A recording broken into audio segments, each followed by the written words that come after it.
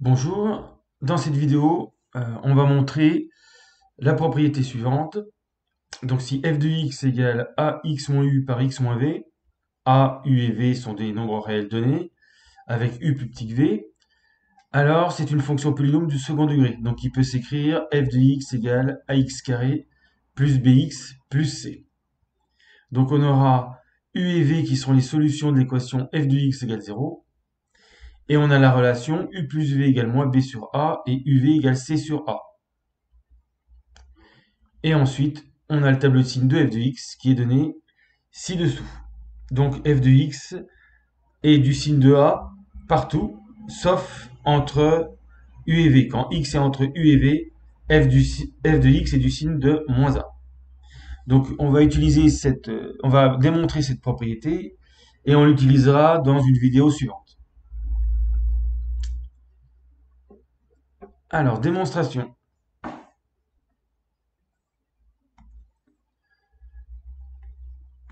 Donc on va partir de f de x égale a x moins u par x moins v.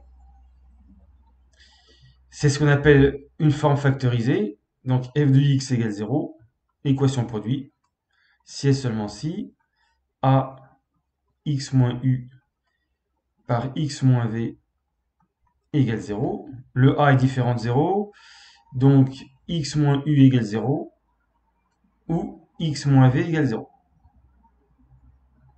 Et donc si et seulement si x égale u ou x égale v. Donc on a bien u et v qui sont les deux solutions de l'équation f de x égale 0. C'est pour ça que si on peut le faire, on factorise les fonctions du second degré, les fonctions polynômes du second degré. Mais c'est pas toujours possible.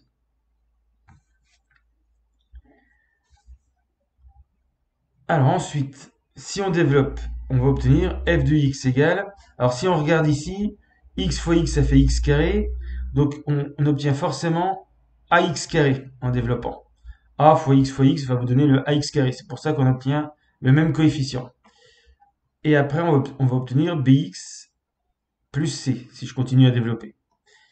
Donc ça, c'est ce qu'on appelle la forme développée de f de x. Alors, est-ce qu'il y a une relation simple entre u, v, a, b et c? Eh bien, on va développer la forme factorisée pour essayer d'identifier les coefficients. Donc, je développe f de x égale a. Alors, x moins u par x moins v. X fois x, x carré. X par moins v, moins vx.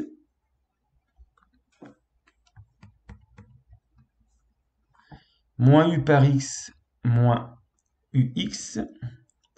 Moins u par moins v, plus uv. Égale. Alors, a, je développe tout, ax carré, moins avx, moins aux. Donc là, je développe par a, bien sûr, avec les 4 termes de la parenthèse, plus auv. Alors, ax carré, là, je mets le moins en facteur, ça fait avx plus aux plus auv. Et donc, je peux encore factoriser le deuxième terme par x. Je sors le x ici de la parenthèse. Donc, moins x, c'est une factorisation par x. Je sors aussi le a. Moins xa. Et il me reste v plus u, ou u plus v. Plus auv. Donc, je peux écrire en mettant le x à la fin, ax carré moins, alors, a u plus vx plus auv.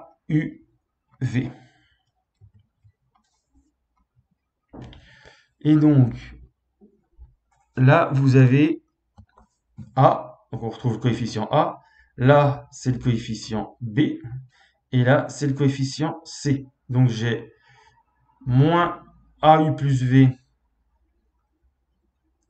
égale B, et puis AUV égale C. Donc je peux transformer un petit peu. U plus V, je divise par moins A, ça fait moins B sur A. AUV, je divise par A, ça fait UV égale C sur A. Donc les deux solutions de l'équation vérifient U plus V égale moins B sur A, où B et A sont les coefficients dans la forme développée, et le produit des deux solutions, UV, c'est C sur A.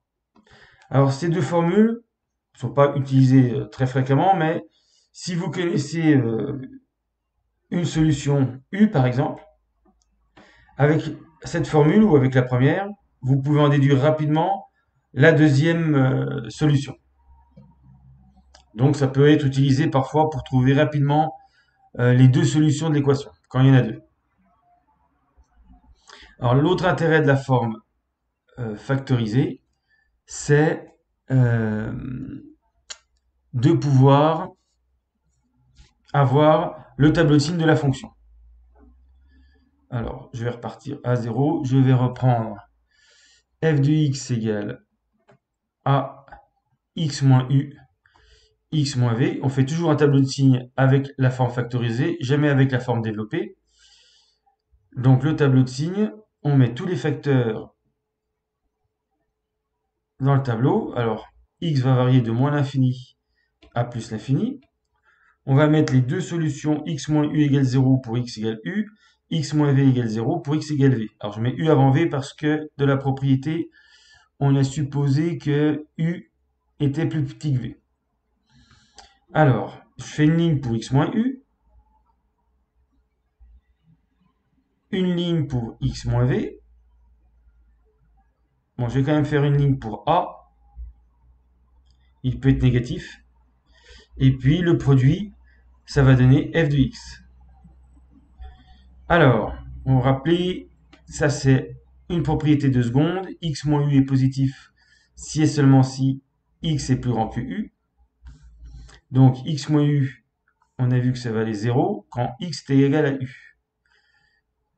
Et x moins v égale 0, donc je vais faire directement plus grand que 0 si et seulement si x est plus grand que v. Si x égale v, x moins v vaut 0. Et donc,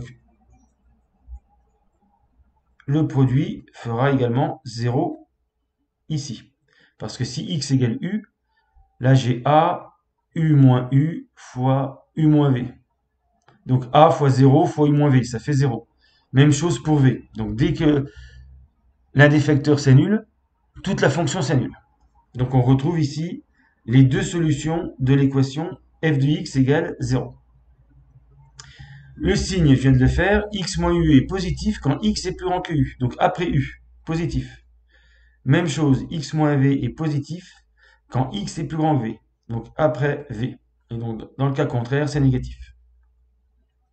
Ensuite le a, je vais mettre signe de a. Signe de a partout. Donc ça veut dire positif ou négatif.